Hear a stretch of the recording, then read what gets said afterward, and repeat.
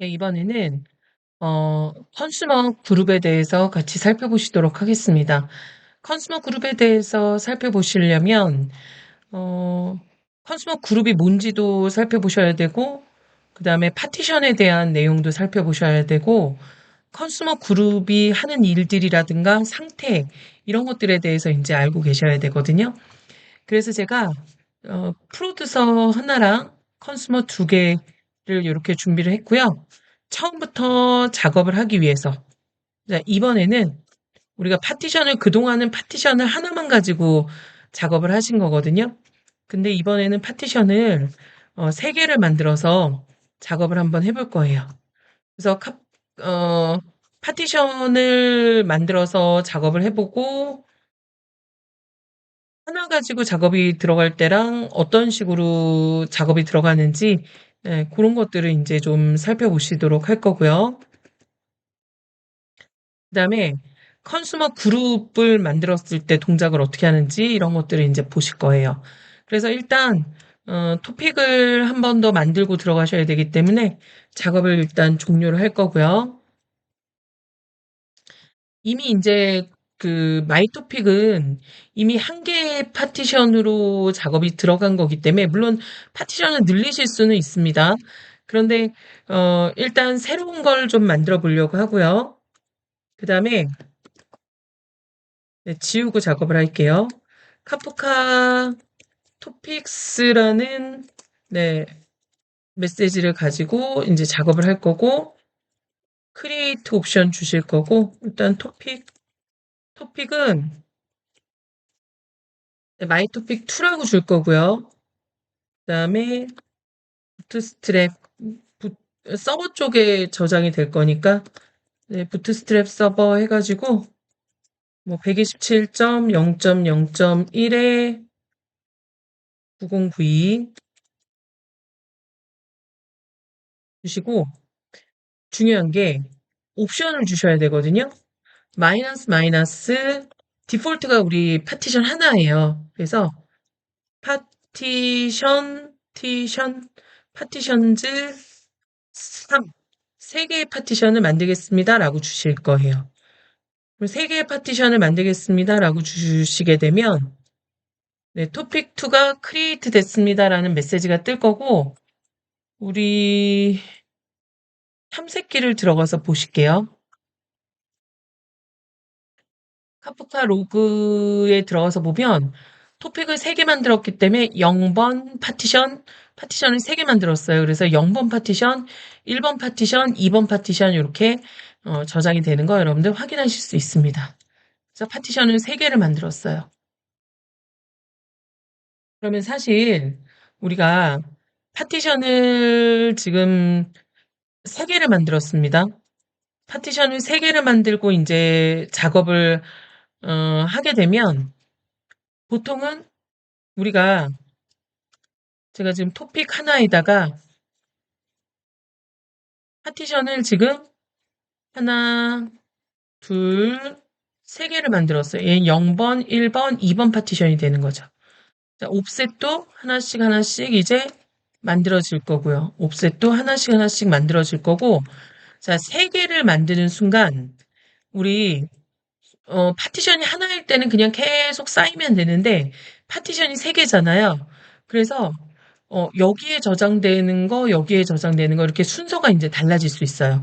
어느 파티션에 저장이 될지는 모르지만, 나름대로 내부에서 어떤 해시 코드 값 같은 것들을 가지고 계산을 해서, 같은 값을 갖는 것들이 이제 같은 파티션에 저장이 된다고 생각을 하시면 되는 거죠. 그럼 이제 이 파티션이 여러 개 있게 되면, 이 파티션에서 데이터를 우리는 지금 컨슈머 하나만 가지고 작업을 했었어요. 근데 컨슈머 하나가 이 파티션에서도 읽어봐야 되고, 여기서도 읽어야 되고, 여기서도 읽어야 되잖아요. 그래서, 보통, 어, 우리가 이제 작업을 할 때, 아무래도 여러분들, 이게 만약에 되게 중요한 데이터인데, 컨슈머 하나로 읽어오게 되면 되게 불안하잖아요. 어, 컨슈머 하나 가지고 이 작업을 다 하게 되면, 아무래도 세 개의 파티션에서 읽어봐야 되고, 혼자서 세 개의 파티션을 읽어야 되고 혼자서 작업이 들어가기 때문에 불안하단 말이에요. 그래서 우리가 컨수머를 이렇게 만들어줄 수 있어요. 컨수머를 만들고 이거를 하나의 그룹으로 우리가 이렇게 묶어주실 수 있습니다. 그러면 이 세 개의 컨수머가 이렇게 그룹을 만들어 주시잖아요. 그러면 세 개의 컨수머가 각각 하나씩 파티션에 붙어서 작업을 하게 되는 거예요. 각각의 컨수머 개수가 세 개면 하나씩 하나씩 파티션이 분담이 돼서 각각의 파티션을 맡아서 이제 작업을 하게 되는 거고, 얘가 만약에 문제가 생겨서 오류가 발생하면 얘는 이쪽으로 넘겨주든지 이쪽으로 넘겨주든지 다시 리밸런싱이 들어갈 겁니다. 다시 이제 다시 작업하는 재배치 작업이 들어갈 거고, 파티션 하나는 컨수머 하나가 있는 거예요. 따라서 파티션이 두 개인데 컨수머를 세 개를 만들었어요. 그러면 파티션이 두 개면 컨수머 하나가 파티션 하나 가지고 작업을 하기 때문에 컨수머 하나는 그냥 놀고 있는 거예요. 아무 작업도 하지 않고 놀고 있다라고 생각하시면 돼요. 그래서 우리가 컨수머 그룹 안에 컨수머들을 만들 때는 항상 그 파티션 개수보다 적거나 아니면 파티션 개수랑 동일하게 만들어 주셔야 되고, 여기서 컨수머들이 파티션을 읽는 것들도 전부 다 커밋이 진행이 될 거다라는 거 같이 한번 테스트를 해보시도록 하겠습니다. 자, 그래서 우리가 이제 파티션을 3개 가지고 토픽을 만들어 주셨고, 그 토픽에 이제 데이터를 우리가 쓸 수 있게 프로듀서를 실행을 하실 거예요. 자, 카프카 프로, 그죠? 이걸로 실행해 볼게요. 프로듀서고 토픽만 마이 토픽 2가 되는 거죠. 자, 마이 토픽 2가 되는 거고, 그죠? 그리고 여기는 데이터를 아직 컨수머가 없어요, 아직. 그죠? 얘는 마이 토픽에 붙어 있었던 컨수머고, 마이 토픽 얘네들 다 일괄 작업 끝내도록 하겠습니다. 여기도 일괄 작업 끝낼 거예요. 자, CLS 명령어 이용해서 다 안 보이게 지워줄 거고, 여기서는 자, 헬로우, 카프카, 뭐 헬로우, 테스트 이렇게 메시지를 보낼 거예요. 자, 여기서는 이제 컨수머를 실행할 건데, 우리가 컨수머에서 자, 그냥 컨수머를 실행하고 마이토픽 2를 주신 다음에 우리 from beginning 옵션 주셨었어요. 아까 이전 강의에서 네, from beginning. 그러니까 from beginning을 줬을 때 이게 뭐예요, 여러분들? 자, from beginning은 이 from beginning을 주게 되면 내가 자, 색깔 좀 바꿀게요. 자, from beginning을 주게 되면 내가 접속하기 이전에 이미 전송이 돼서 서버에 저장이 된 데이터가 있으면 그것까지 다 가져오겠다는 거예요. 자, 이게 여러분들 카프카가 다른 메시징 기반 시스템하고 다른 차이점을 갖고 있는 게, 다른 메시징 시스템은 브로커가 경량이라고 그랬잖아요. 그래서 브로커가 메시지를 받으면 이 받은 메시지를 그대로 연결되어 있는 다른 서브스크라이버들, 컨슈머들한테 메시지를 보내줘요. 그리고 여기서 데이터를 없애버려요. 브로커의 메시지를 저장하지 않아요. 그런데 카프카는 from beginning 옵션만 줘도 있는 데이터들을 다 가지고 와서, 내가 받지 못했던 데이터들을 다 가지고 와서 우리가 다시 이거를 적용할 수 있게 해준다. 가져올 수 있게 다시 이제 전송을 해주기 때문에 내가 접속하지 않았을 때 전송이 됐었던 이런 메시지들도 다 받을 수 있다라는 걸 여러분들 아실 수 있습니다. 그래서 이 데이터는 우리가 계속 지금 말씀드리지만 브로커의 토픽이라는 이름으로 저장이 돼요.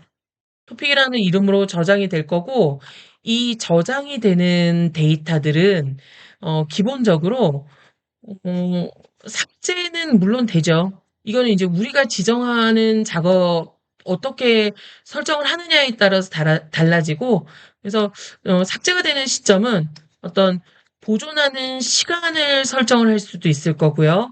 그 다음에, 저장 시간이죠. 저장 시간.